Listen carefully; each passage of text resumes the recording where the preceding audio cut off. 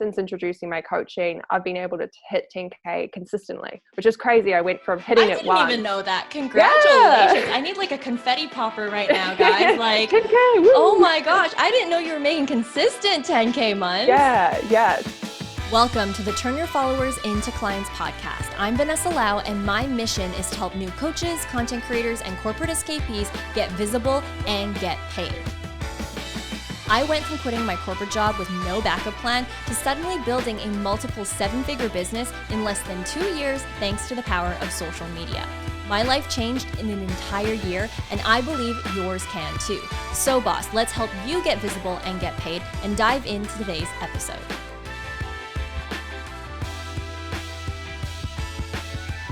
Hi, Ellen. I am so excited to have you on the Turn Your Followers into Clients podcast. Welcome. Thank you. I'm so excited to be here.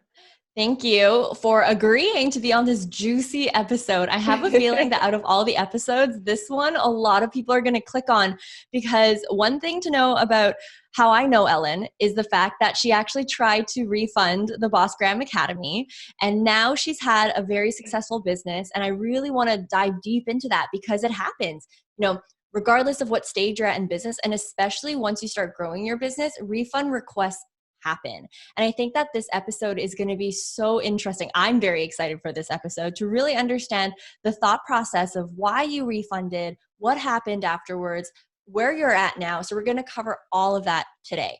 Now, let's kick off. And how about you introduce yourself to the audience and just tell us more about your journey and background?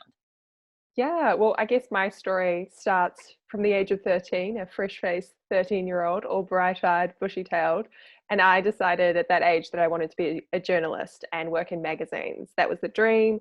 And everything I did from the age of 13 up to 20 was dedicated to that dream. I was an absolute nerd in school, and I was like, this is my career, this is everything, this is what I want. And I graduated university at 20 and got my dream job. I got a job as an entertainment writer. And this basically meant I spent my career like interviewing celebrities, going to movie premieres, like all this really fun stuff. I got flown to like Las Vegas, I got flown to LA, got to interview will.i.am, all these cool stars. So from like the outside, you're like, oh my God, why would you ever leave that job, Ellen? It sounds amazing. That's cool. You interviewed will.i.am? I know. And it's sometimes I still look back on my job and I'm like, it really was cool. But like inside, I just didn't have that passion for it. I realized that I was miserable, and I had this turning point. I actually had a skiing accident and hit my head and got a really bad concussion. And my doctor told me, like, Ellen, you need to spend an entire week at a minimum in bed, no computer, no phone, no TV, no book. So I was literally in bed just with my own thoughts, which is a little bit terrifying. And that was when it was the first time in 2 years that I actually paused, and I was like, I actually really don't enjoy my job. Like, it's my dream job and I'm miserable. And that was when the wheels started turning, thinking, okay, well, what could I do instead? What's another industry I'd like to move into? I don't see a future in magazines. I look at my boss and I'm like, I don't want to be that. I don't want that job. So where would I like to be in 10 years? And that's when I kind of started looking into marketing. And I was like, oh yeah, that could pivot. Journalism, marketing works really well together. I can do this. And that began like a very long journey of applying for marketing jobs. I was going for anything I could get my hands on. So these were like entry level, very low paid, like graduate position marketing assistant roles. And I couldn't even get an interview. And I was sitting there like, I was a very high achieving person in school. I was kind of used to getting what I wanted in a way. And suddenly I was getting turned down. And I remember one particular interview that I didn't get was for a social media job at a shoe company. So I was like, amazing, I could promote shoes on social media.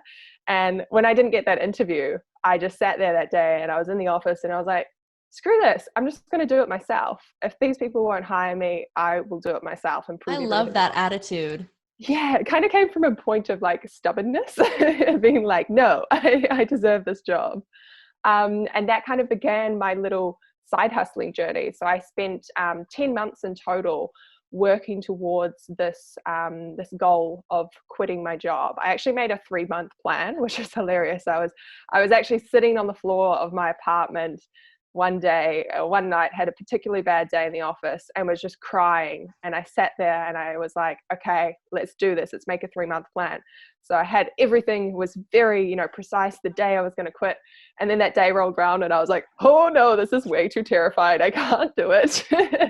So then it turned into 10 months and I eventually did leave. And the most interesting thing for me about that story is like I was terrified. I've never been so terrified in my life than when I handed in that little white envelope. And I think a lot of people listening would probably relate to that feeling of just complete utter terror, and then you start to question yourself. And I left it till like 5 p.m. at that day on a Friday to hand in this envelope. Wow. So you sat in that anxiety then the whole day. Because when I left, I strategically did it in the morning first thing so I could just get it over with. But I was so nauseous leading up to it. But dang, so you sat in that anxiety. Could you even focus on doing anything? I would not be able to.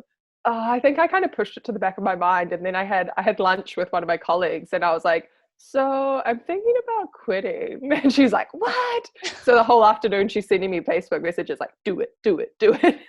We always need an enabler out there. Yeah. But I always look at it and it's so funny because I was terrified to leave the secure job, leave the annual leave all those benefits behind, the nice cushy salary, and go out on my own. And the interesting thing for me was 4 months after I left my job was when COVID happened. So where I live in New Zealand, we went into a very fast, quick, hard lockdown. So everything closed, absolutely everything. You couldn't even be someone who made candles and shipped them from your home. Everything was shut down apart from supermarkets. And the business that I used to work for as a writer, as a journalist, it got shut down in the first week of lockdown. And it still gives me a little bit of chills to think about, but my former colleagues essentially got a text at 8 a.m. to jump on a Zoom call in half an hour. And the CEO kind of slides into the Zoom call and is like, the business has been closed. As of this moment, you all have no jobs. You're all redundant. And I found myself in a position where I was actually more financially secure and I was in this position where I could pivot and, really change up my business. And my former colleagues were the ones who I thought were in the more secure position, but they ended up, coming to me for help and being like, hey, Ellen, can you help me set up my freelancing business for writing or design? And funny now that I think about it, that's probably where they were essentially my first coaching clients, even though I was just helping out a friend. Full circle moment for you. That's insane. I'm really glad you shared that, right? Because I think a lot of people, obviously 9 to 5, secure and everything, but nothing is secure. Even entrepreneurship isn't secure. And so I love that you brought that up and kind of sharing that story of what happened to your colleagues, especially during a period of crisis, right? Yeah, exactly. And that was basically how I ended up here and my story. Yeah. So let's talk about that. How exactly did you find my program or found me, or why are we here today? Yeah, well, I actually found you on Erin May Henry's podcast. I love her. Yeah, I think it's the Game Changer Collective. And I was obsessed with podcasts when I was at work. I would listen to them at my desk while I was working. And my episode was about quitting my 9 to 5. So you were probably like, ooh, I resonate with this. Exactly. And it was quite early in your business. You'd kind of had your first sort of 10K month. First 10K month. My first 10K month. Yeah. Throwback. And I just remember I just really related to your energy and your story. And I was like, this chick is awesome. I want to be Vanessa. And then I went and followed you on YouTube and then eventually Instagram. And I guess that was around the time that I was sort of trying to figure out what I wanted to do. And one of the big reasons why I started looking into starting my own business. Right. And I had probably been following you on Instagram for a while and had seen you do the first launch of BGA. And I remember so vividly, there was an Instagram story you posted. You were sitting in the middle of a park and you were crying, I think, because you had just made 100 or 200K or something. Yeah, I made my first $100,000 and I sat in a park and I cried. It's funny because you laugh about it though, and that resonated with me so much. And I think from that moment I was like, okay, I'm quite interested in this BGA thing. But it wasn't until you released, I think, the second version, BGA 2.0. And I was thinking about it the other night, and I remembered it was very late at night that I was watching your free masterclass. And I think that I was very spontaneous in the way that I bought it because it was late at night. And I was just kind of sitting there. And at that point, I think I just left my job. So it was like my first week self-employed. And I'd sort of really enjoyed doing online courses throughout that year in preparation for leaving, that I was kind of like, YOLO, I'm going to buy this. There's like a special deal offer, and bought it like just like that. Oh my goodness. Well, I'm very happy that you're here with me today, but obviously it wasn't always smooth sailing. I'm assuming you didn't always love me, considering the fact that you tried to refund the program. And so let's actually talk about this, because the reason why I learned about you, and I think it might be because of your journalism background too, you pitched yourself to be here. Like, guys, whoever's listening, ladies, gentlemen, Ellen fought to be here. She emailed our team, sent us in such an eloquent email. This is my journey in Boss Graham Academy. I actually tried to refund the program. You guys denied me of that refund, but look at what happened. And now I have A, B, C, D, E, F, G, and I would love to share that with your audience. And when my team sent it to me, I was like, done deal. Like, yes, let's totally invite her on. And so a huge success for us is obviously our students signing clients, hitting their income goals. But the other side of success for us is these stories where we're able to turn around these refund requests and have people thrive because of the boundaries that we've set, right? Because if we had been like, okay, yep, sure, Ellen, you're having a hard time and you're scared, that's okay. Here's your money back. Whatever, screw the terms and conditions that we have, screw everything. You likely might not have gotten whatever transformation that you would have gotten because we forced you to really reevaluate everything and do the work. And so let's talk about that, because refunds are very common, especially in digital courses, right? And so why did you ask to refund the program?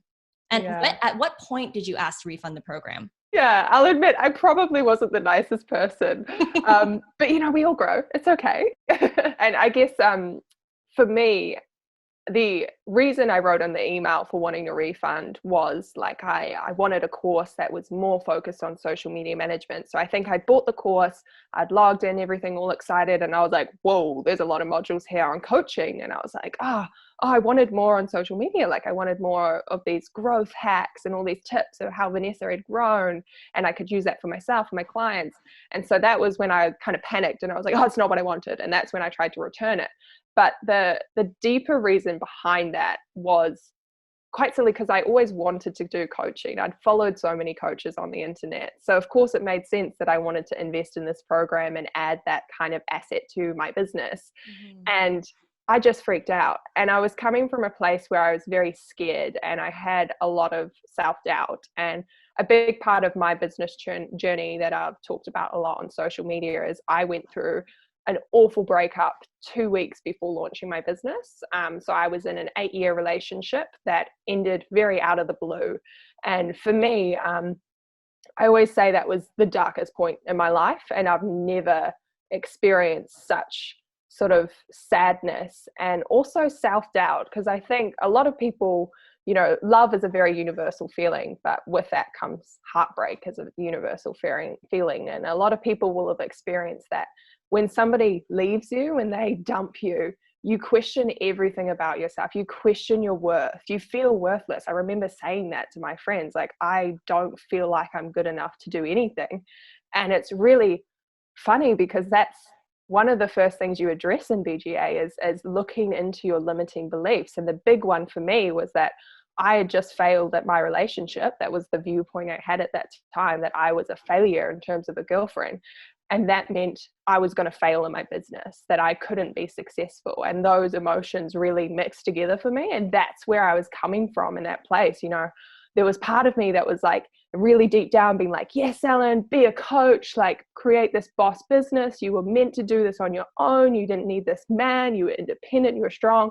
But that voice was so small and so deep down.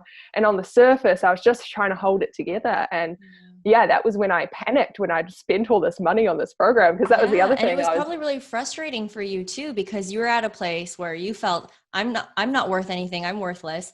And when you open up the program and you're like, wait, this isn't what I wanted. What the heck? Like you're probably just literally that emotion turns into anger. And then that becomes whatever that became, right? And so Exactly. I'm really glad that you are mentioning all of this, because I'm sure it's a very common feeling that a lot of people have, because when they're scared and when they're at that place, you know, in some sense, they want to find something to blame or something to, you know, delete, shift, exit out of. Like you started kind of entering into, in some sense, a self-sabotage mode. Like I've been there, everyone has been there in business. And thank you so much for your transparency and your honesty too, and being here and sharing that story. Because like you said, it's not easy to like tell this to everyone.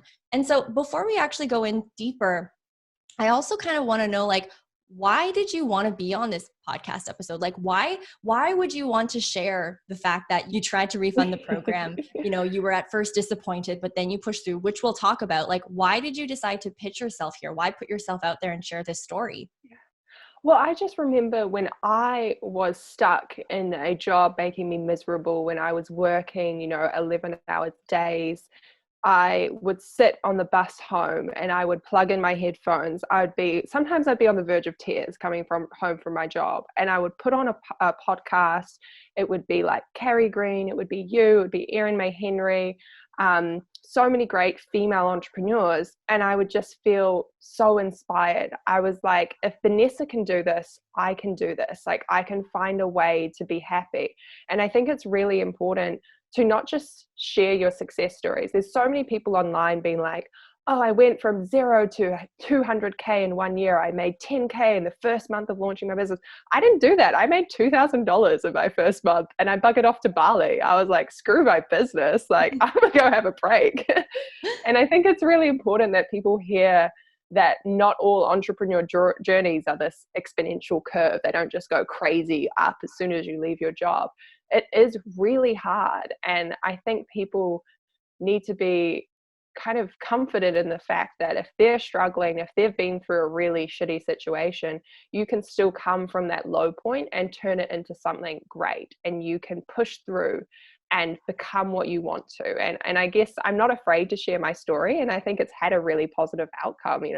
I'm here, I still have a business. We've been through a global pandemic and I still have a business. And I'm in a new relationship as well, and like happier than I could ever be. And we actually moved to Wellington, a different city.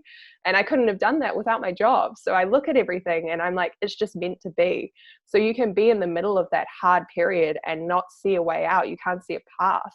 But if you always think like, okay, it's really bad place now, but I know I'm on the right path, there's going to be something at the end.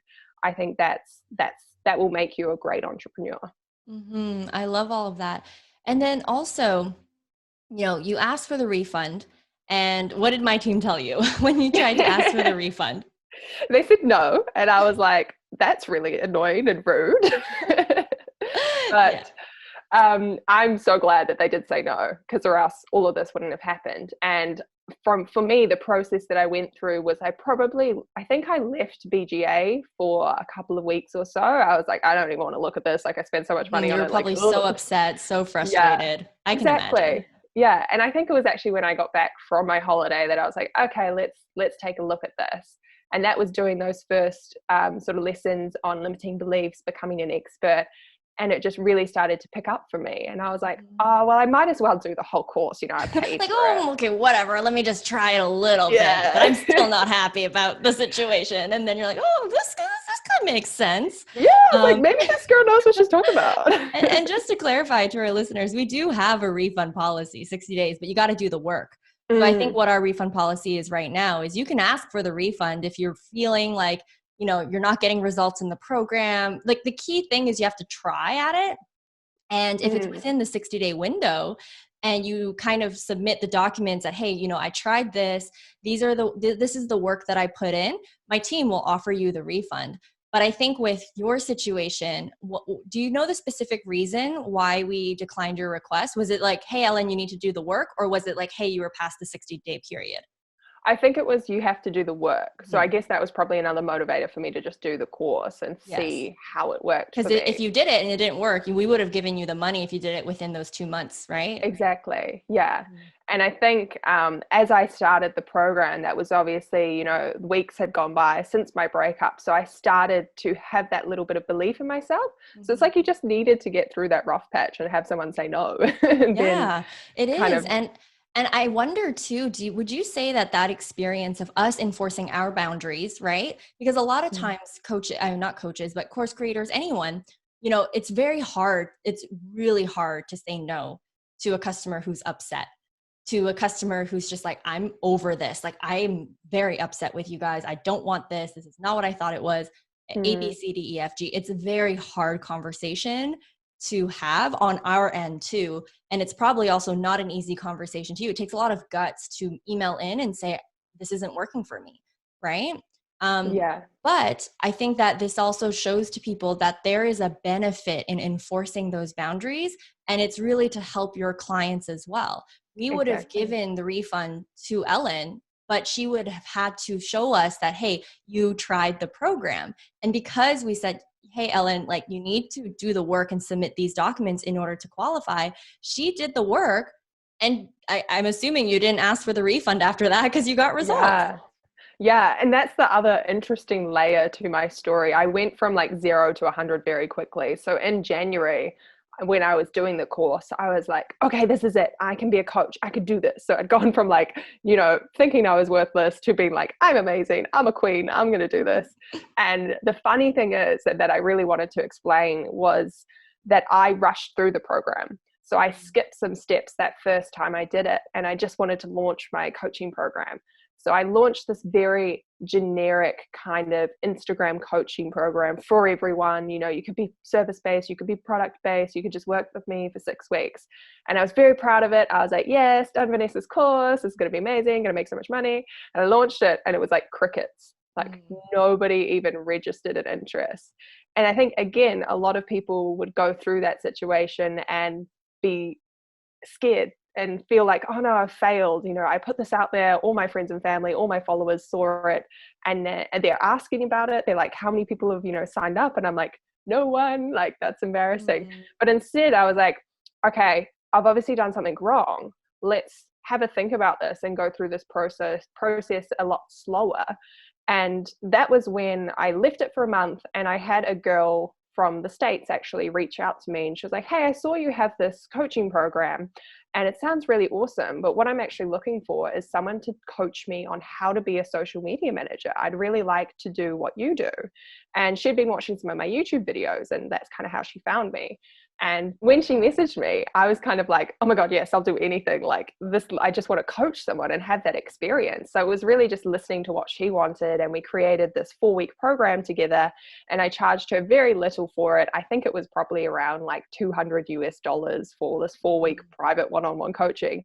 But I really just Wow. wanted to experience it. Right. And that was super valuable for me. And actually, in the middle of that course, teaching her, somebody else messaged me and was like, hey, how could I do what you do? And I was like, well, I could coach you if you're interested, like this very soft sales pitch.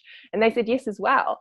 And I was sitting there and I was like, okay, in the past 2 months, I've had 2 people out of nowhere who've just found me on YouTube, then want to pay me to coach them. I was like, I think I'm onto something here. And this was also in the middle of the pandemic, and a lot of people were losing their jobs. They're looking for other sources for income. They're looking for online digital jobs. And I was like, I think this could be really good. And that was when I went back and did the program a second time, and I did it properly. So I went through and I did all of the You slowed down this time. yeah, I slowed down and I really put effort into doing kind of questionnaires and researching the market a little bit more. Right. And that for me was hugely beneficial. I think it's one of the most beneficial parts of your program, because from there I probably only got like 15 questionnaires back that I sent out, but it meant that I could pull out all these keywords that people have been giving me. And like you said, you turn that into your sales page. So you know you're specifically hitting someone's pain point or hitting their dream or their goal, and you put those words into your sales page, and it just speaks to people on a whole other level. And I hadn't done that in my previous course because I was like, I had a little bit of an arrogance in me. I was like, I know what my followers want. I know what they need. Like, I can just write this. I was a journalist. I'm a great writer. But it really changed it for me. And I named the program the Dishing Up Digital School. It was just for social media managers. It was a 6-week program. And I tested it with 2 more test sort of beta students, one-on-one. So that was 4 private clients I worked with. And then I decided I really wanted to teach it in sort of a group capacity. And that was a 10-month process of just planning, designing, testing, getting feedback. So I really, really did take my time, probably too much time. And then it wasn't till I think November, I got another email inquiry from someone. And I was like, okay, stop mucking around, Ellen. Now you're just making up excuses. Go out and launch it. And that was when I officially launched it in December. And within 2 weeks, I think I had 5 people sign up, which blew my mind because when I launched it, I was all nervous that it would get no interest again. And I was like, okay, I just need 4 girls, like just 4 people, and this program will work. And of course, to get 5 immediately kind of like the cherry on top for you, yeah. you know? Yeah. And I was kind of like in the back of my mind, I never voiced it, but my goal was to get to 8. I was like, 8 would be the dream. Like that would just blow my mind. And I never even told my partner. I didn't write it down. I was like, 4. We all have the quiet goal that we don't tell anybody. Exactly. And then it was about a week before we were meant to start. I think it was around Christmas time. I booked, I had the 9th person sign and pay for the course. And I just remember being like, whoa. Wait, did you just say the 9th? The 9th. So I got one above. So happy for you. Yeah. So at that point I was like, okay, I'm like booked up. Like 8 was going to be the goal, and I've hit that and I've passed it. And now I'm going to say like, this is it. The doors are closed. And for me, it was crazy because I didn't even do all the stuff I'd been planning, like my webinars and my free downloads, all those kind of sales funnels. All I'd done was make the web page, make a really good course that people wanted. And I put it out on my YouTube and my Instagram. And my Instagram page only has 3,000 followers. So it's not a huge audience, but it's because the course really spoke to people and I was really understanding what they wanted. And yeah, and now I'm in the 2nd round of relaunching. So I had a whole bunch of people join a wait list.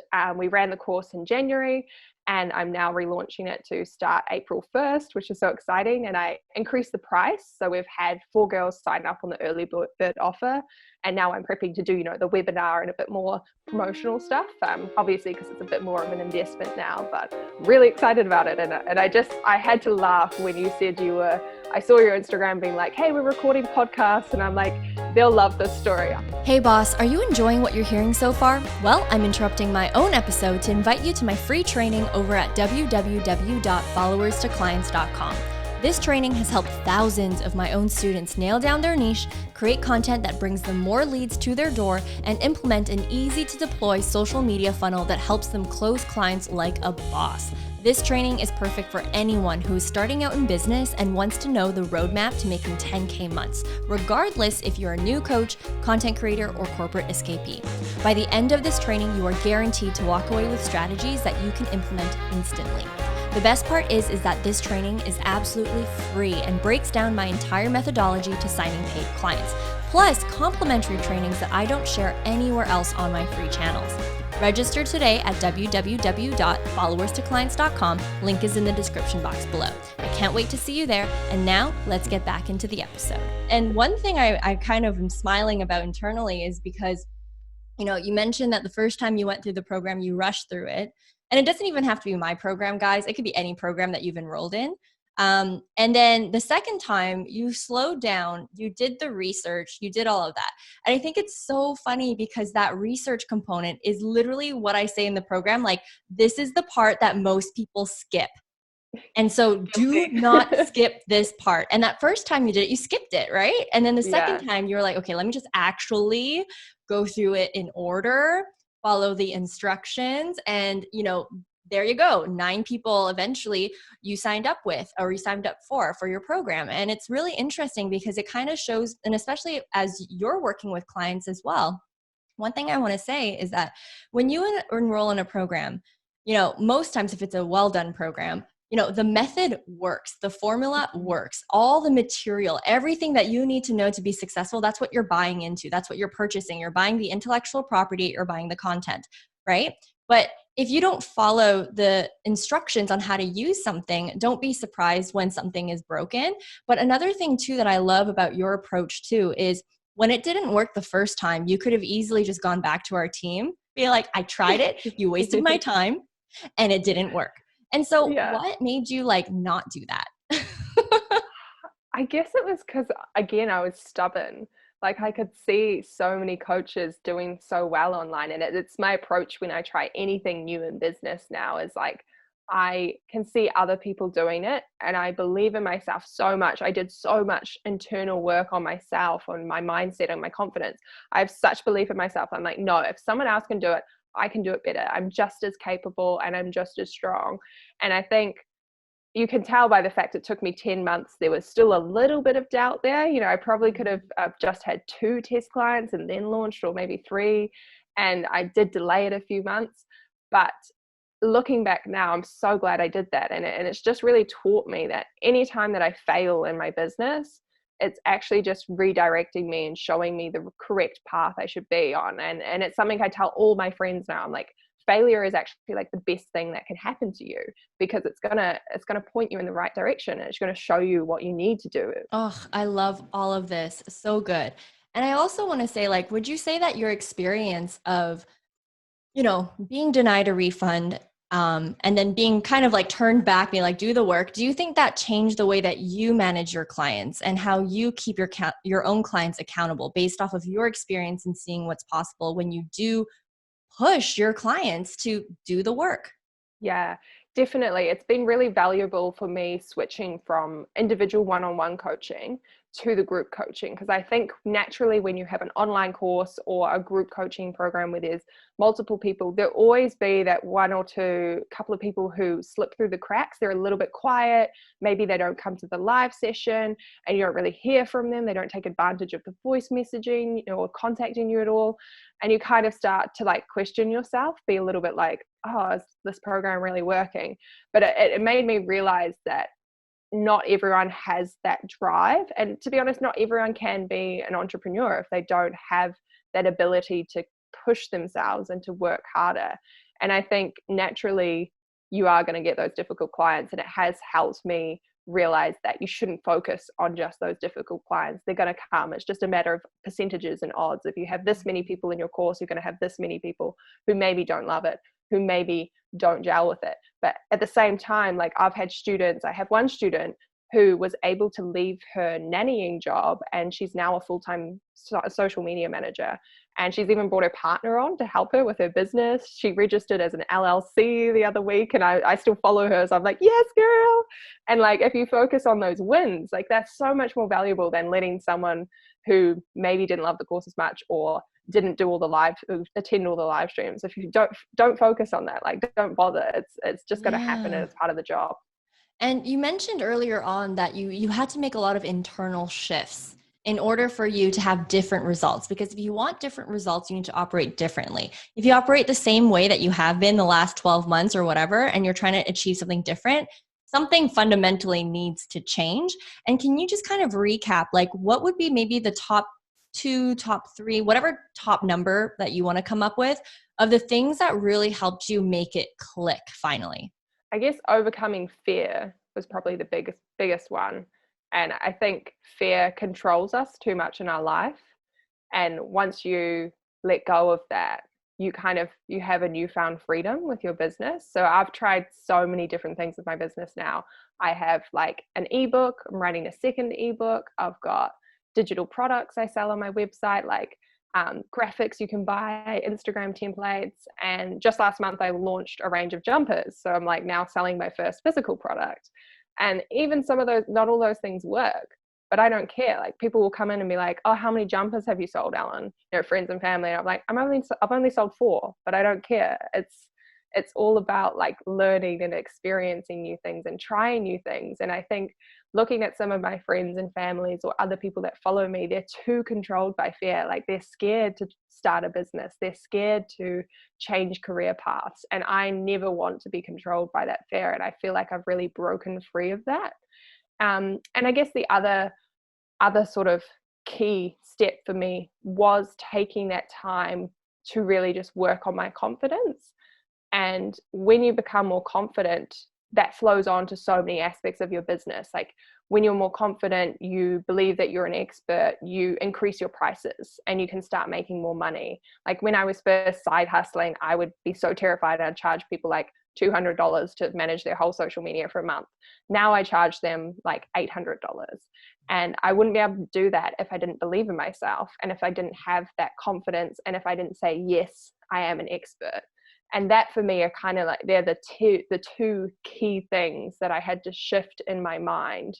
And that's what sort of generated my success, I believe. It all comes down to mindset. I think one of my favorite quotes is like, the difference between a successful and an unsuccessful entrepreneur is the successful one just keeps trying. They don't give up. They just keep going. And that's why they're where they are today. Mm-hmm. And I would also add and say like, action breeds confidence, right? Like from what I'm gathering just from your story, because it's also my first time hearing this story, guys. So I'm learning a lot here. And that is the first time when your eyes glossed over the Boss Gram Academy, you weren't actually doing anything with it. You weren't, taking the action. And so you made assumptions about the program, which led to the refund. But then the moment you started applying and taking action, whether it's within Boss Gram Academy or outside of it in your business, you start taking those baby steps and you're like, whoa, I can do this. I can do this. I can do this. You start seeing little results. You start getting feedback, even if it's not monetary results. You see yourself progressing. And then that's where confidence comes from. And I'm just so happy because like, I'm pretty sure if I read your email, I would not recognize like that it's you because you just seem like the nicest, bubbliest human being that I've ever had the pleasure to interview. So I'm really happy about that. And, I obviously want your expertise to shine as well. And so there's a lot of people who are just like you a while back, who is a social media manager. And maybe they are sick of doing those services of helping people just do their social media. And they want to do something like you and kind of teach their skills and coach other people as well. And so your time to shine, what advice do you have for our fellow social media managers out there who are listening to this episode and are listening to this like, Ellen's onto something. Like, what if I do that for my business, but they don't know how to start? What would be your advice for them? Yeah. I think I've talked a lot in this episode about the mindset, and that's always going to be my number one tip. If you want to do anything and growing your business, starting a new business, always address that mindset at the very beginning. If you don't, it's just going to fall apart halfway through. My second thing, something that's, I guess, a little more actionable and something you can do, is what changed the game for me was really diversifying my packages and generating more streams of income. That's when I was able to hit my first 10K month. So I did my first 10K month the month before I started my coaching program, which was really cool for me because it meant like I can actually promote to people that you can be a social media manager and make $10,000 a month without having to do coaching, because not everyone wants to do that. Some people just want to be a social media manager and teach that. So that was really rewarding for me. And then from there, since introducing my coaching, I've been able to hit 10K consistently, which is crazy. I went from hitting it once. I didn't even know that. Congratulations. I need like a confetti popper right now, guys. Like 10K, woo. Oh my gosh. I didn't know you were making consistent 10K months. Yeah. So I've had 4 out of my 5. I got to 9K last month and it really annoyed me. I was basically like, 10K. Okay, let's not get to the details. Round it up. Yeah, but that's, for me, that's 4 of the past 5 months. And it's crazy that you'd think you'd hit a 10K and kind of go up and then you drop down the next month. So the fact that it's been consistent is crazy for me. And it's all come down to diversifying my packages. So I'm not just somebody's social media bum boy, which you don't want to do for the rest of your life. You don't want to be replying to emails at 10 p.m. and creating a post for someone. You really want to have a business. So I have packages that kind of cover everything. And I didn't start that way. You've got to start simple, start with, a very small niche and one or two core offers, but you can expand from there as you upskill. So now I have packages where I help write people's blogs and I help with their web design. And I also do, quite popular, I do like one-off strategy sessions. So instead of me coming in to manage someone's full social media, we work together for an hour and then a week of follow-up messages to really develop a plan for them. And that's really rewarding for me as well, because these aren't people who would want to hire me month on month, but I can still work with them and I can still kind of make some money in that area. And then, like I said, I have ebooks, I have digital products, I have a YouTube channel. So there's ad revenue from there, and all these little things are what help add you up to that 10K. Like I always start the month and I'm like, oh gosh, like fingers crossed, like we're looking like we're only going to hit 4K this month. And then suddenly like all these little things add up and you're there and you're like, I don't quite know how this happened. So that's the key for me, is diversifying. And with that, my second kind of actionable step is, if you want to be a successful social media manager making a lot of money, you need to increase your prices. You're not going to hit that 10K month if you're working with 10 clients for $500. You want to be working with people and charging them $800 plus, and really creating that good relationship with your clients and a long-lasting relationship. You don't want someone who's just going to come in and work for you or work with you for 2 months and then leave and they've only paid you like $600. It's just not worth it. And again, to increase those prices, you've got to come back to that first step of your mindset and believing in yourself. So that's what I mean, like it all flows on together. And I guess the final thing for me was just like believing in myself and not putting up with anyone else's drama, or, don't know if I can swear on this, but bullshit. Mm-hmm. People would always try tear me down. I've had some particular issues with older males, because I'm a young female. They'll talk down to me, and people will try make you lower your packages. People will try be like, oh, you're just a social media manager, or try discredit your worth and your skills. And you have to be very firm on your prices and on your worth. If someone starts questioning that, they're not worth it. You should just move on, and that's that. Go find another client. Yeah. So that's kind of my key pieces of advice to build your agency. And yeah. I love that. And I guess I want to add on another question, because I know for some of our listeners, hearing your second tip, which I am obsessed with, diversifying your packages, especially as a social media manager that's able to scale up to 10K per month consistently, now that I found out, yay. I can imagine some people feeling like, well, that seems really overwhelming. That's a lot of people I might have to manage. So anything about burnout, or anything about productivity or time management, because I don't have a lot of packages. I literally have Bossgram Academy. That is the only one way that you can work with me. Yeah. And so I don't have diversified stuff. So I would love to get your advice for people who maybe are like, I don't want to have just one product. I want to diversify my streams of income. I want to have different things. How do you avoid burnout? How do you avoid, having capacity issues, or maybe even like losing track on like what you're really doing because there's so many packages that you're handling? Yeah, exactly. Well, you do have to be a very organized person. Like I have a to-do list on my iPad. I love doing it on my iPad now. I used to be very written, everything would be written down, but with my iPad, I can really drag and drop and spread out my days of the week. And it's super fast and efficient, because writing things down and rewriting them every day was taking me too much time. So it's all about streamlining your processes. And for me, it was also very important to just spend the first probably year and a half, maybe year of my business, I just did 2 packages. That was my 2 offers to client. One was photography, no social media management. The other was photography and social media management. And once you really master the basics, once you get really good at your 2 offers, now I can turn around those kind of packages and those plans in probably a quarter of the amount of time when I first started. Once you really master the basics, that's when you can really start to upsell. So if you start off as a beginner offering everything, that's when you're going to get burnt out straight away. You want to start, and really you're building your confidence as well by just starting with some basics. And then the key turning point for me was when I got to a point where I was getting a bit overwhelmed, and I was like, okay, now I have between 10 and 13 clients a month that I'm trying to manage. And I've got my phone here and my iPad here, and it's crazy. that was when I outsourced. So I hired a virtual assistant. She's actually a friend of mine from my old job as a magazine writer. And she helps me with like designing Instagram stories and writing captions. And she now works at the moment just 7 hours a week for me. So it's not like a huge, I don't have an employee. It's not huge hours a week, but just that little bit of help means you can offload tasks to them. And I think that's a really crucial part of scaling as well, is asking for help and asking people to fill in the slots where you're maybe not as skilled at. So for me, I'm really good at selling, and I'm really good at getting new clients and having that one-on-one relationship and coaching people. I don't necessarily need to spend that time designing graphics for my Instagram stories. That's not a huge skill of mine. So those were the parts of my business that I looked to outsource, and that really helped with me.